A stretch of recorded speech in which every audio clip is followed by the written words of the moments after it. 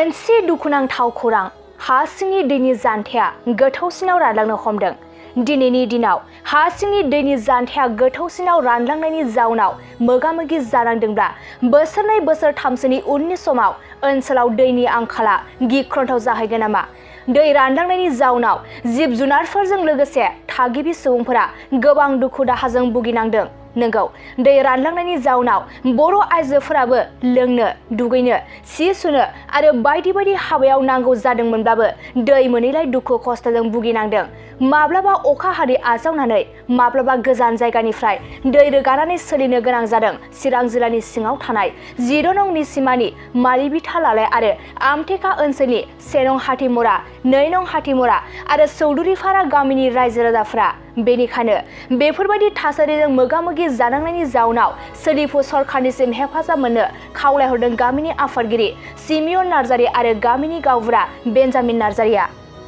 जोंनिया बिराद खस्थ' जाबाय। जोंथ' खन्थ'थ' माबा 3 मास बायदियानो जाबाय। ओरैबायदि जोबथा खस्थ', जोबथा जाहामेला जाबाय। समाव हाथाय दखान जानो थांला, बावसो दुंग्रुफोर लानानै फैनाङो। ओमफ्राय खस्थ' मस्थ' रोगानानै जानायसै। मोसौ मोसानोलाय माखौथो दंनाय, दुगैनो लोबनो बिराद जाहामेला जाबाय। बेनिखायनो सरकारा माबा मोनसे आखायाव दायथ' लानानै एसे अनसुंथाइफोर होयोला जोंनि थाखाय बिराद मोजां जागौ आरो।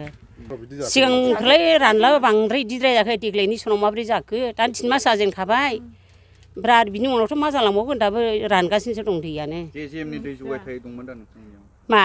दै सरखारनिफ्राय JJMनि दै मोनाखै नोंथां? ओहो, मोनाखै। जेबो सरखारनि माबा मोनसे मोननायनि माबा गैया।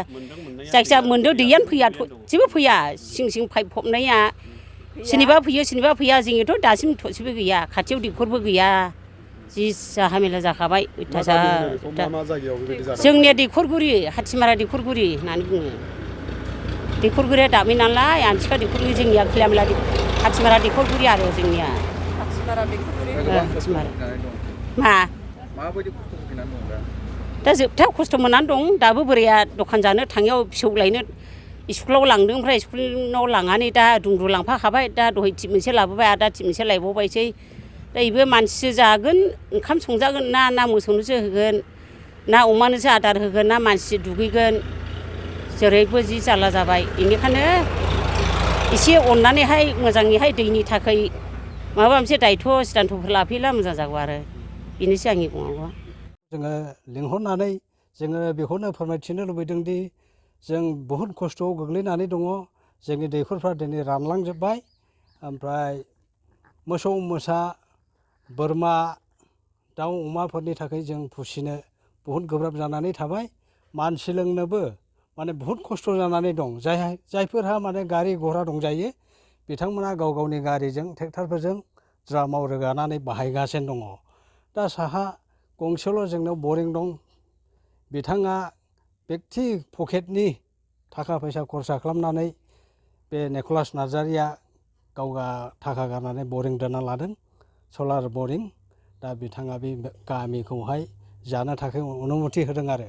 बियो बादा होआखै। नुदों जे बिथाङा दैया बहुद खस्थ' जानानै दं। दिनै माथ्र दैखरल' नङा, ओरै जोंनि सोनाबथिंजाय थानाय आमथेखा 12 मास बोहैग्रा दै, बेफोरबो रानलांजोबनो हमबाय। बे हिसाबैनो बिटिआर गभर्नमेन्ट मानगोनां जोंनि प्रमद बर' सारनिसिम आं बेखौनो खावलायो दि बिटिआरनि जानानै जोंनि बे रानख्रावनाय दैनि थाखाय एसे बेब'स्था खालामनानै होनो हागोन नामा? नैबेखौसो। हा? दैनि आंखालाव भुगिलांनाया मथा मथि एप्रिल मासनिफ्रायनो होनजायो। एप्रिल मासनिफ्रायनो जोंनि दैया रानदों। ओमफ्राय राननानै दिनै जुन, दिनैहाय 6 थारिखसिम हाबबाय नामा, दासिमबो दैया सायाव फैयाखै। मथा मथि सिङावसो थांसिननानै दं आरो दैया। माने कारेन्टफोरजों बबेबा दैखराव एसे दै दंब्लाबो बेफोरजोंबो बोनो हायि बायदि अबस्था जानानै दङ। बेबायदि आरोखि। दा जिब जुनारफ्राबो बहुद खस्थ' मोनबाय। माने मोसौ मोसा दै दौनो थाखाय बहुद उसुबिदायाव गोग्लैनानै थाबाय आरो। ओमफ्राय रोगानानै जानाय दैफ्राथ' गुदुं जायो, लोंब्लाबो गोजोना। बेजोंहाय मानसिनि देहाफ्रा माने प्लास्टिक बुस्थुजों बाहायबाय थायोब्ला, आरो सोरबाया अखा हादैफोरखौनो ओरैनो प्लास्टिकआव नाजावनानै अमा आदार होनो, मोसौफोरनो दौनो, बेबायदि खस्थ' लागासिनो दङ ओमफ्राय अखायाबो नांगौ बायदि समनि गेजेराव हाया खालि बे सान्दुं दुंख्रावनाय बे हिसाबैनो बिटिआरनि गाहायफोरनिसिम आं मोजाङैनो खावलायहरदों अननानै जोंखौ नायसननो बेनो आरोखि आंनि बुंनाया फुनायखौथ' बाद होदो माइफोरखौथ' जों गायनो मोनगोन ना मोना गुबुन गुबुन बोसोरफ्राव जोङो बे समावहाय माने बिसानफोरखौ खोथियाफोरखौ जों फोजोबबायमोन जोलैफोरखौ जों गारजोब्बायमोन हायाव दा दासिमबो जोंनियाव जोलै खुबैनो जों हायाखै दा गायनो फुनो मोनगोन ना मोना बेनिबो जोंहा बहुद सिन्था दङ आरो लोंनाय दैनि थाखाय गायनाय फुनायनि थाखाय दुब्लिफ्रा जोङो रानख्रावनानै दंजोबो दिनै बे जायगायाव फैनानै जोंखौ एसे सुलाद लाफैनायनि थाखाय सार नोंथांमोनखौ जोङो हामबाय होनदों मानोना जोङो बे जायगायाव बे खंसे बे बेक्तिगत बेनिफ्राय रायजो हौवा जोंनिबो 6-7थासो दङ कमप्लिटलि दैया रानजोब्बाय बेजों लोगोसे बेयावहाय पाइपनि दैबो होफैदों नाथाय दासिम बियो गफैथ'वाखै जोंनिसिम ससेल' गयो दा ओरैबायदि अबस्थायाव जानानै दं जों बेयावहाय नै दा प्लास्टिकफ्रावसो दै नाजावनानै दङ अखा हादैफोरजों थ' दाख्लैबो जोङो BCDC-आवबो जों एसे इनफर्म होनाय जादों थ' बिथांमोनाबो बुंदों पाब्लिक हेल्थनिफ्राय जों एसे रायज्लायना हरगोन होननानै नाथाय माखासे खामानिया बिसोर मावगासिनो दङ थ' बेखायनो जोङो नोंथांमोननोबो एसे खबर हरनायनि खारना बेनो जाहाथे माबा मोनसे बे 10-15 दिननि उनाव नङाल' दैया जेने नंखाया जुदि अखा हायाबा बियो गैयाब्लाबो मास मोनसे थ' जुननि लास्ट मासफ्रावसो बियो जिरायनो हागौ दा बेखौ लानानै जोङो माने सरकारनिफ्राय माबा मोनसे मोन्थाय मोनगोन नामा माबा मोनसे सहाय मोनगोन नामा दा दै नङाब्ला जों थांनानै थानो हाया नैबेखौ आसा खालामनानै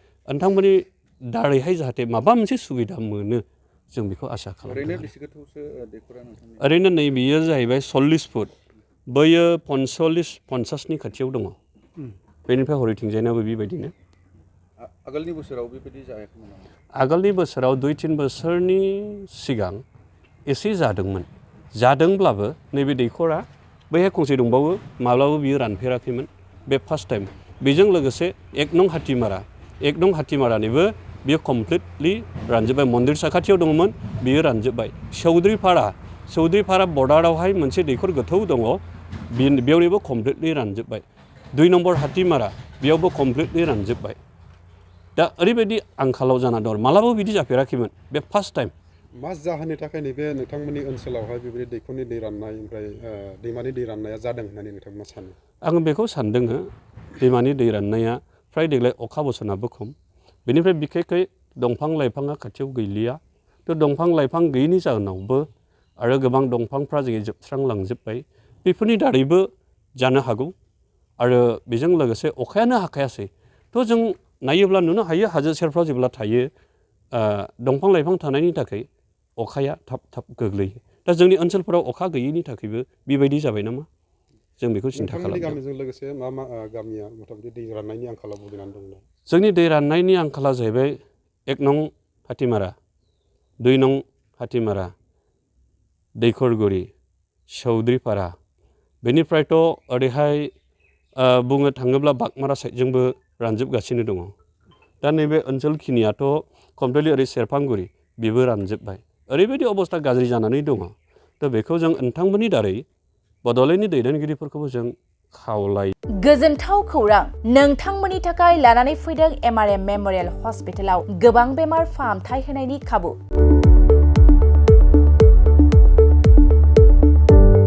बेमारि सुबुंफोरनि थाखाय गोजोनथाव खौरां MRM मेम'रियेल हस्पिटालाव मोजां रोंगौथि गोनां डक्टरफोरजों बेमारि सुबुंफ्रा मोजां फाहामथाय लानो हानाय सुबिदाखौ लानानै फैबाय MRM मेम'रियेल हस्पिटाला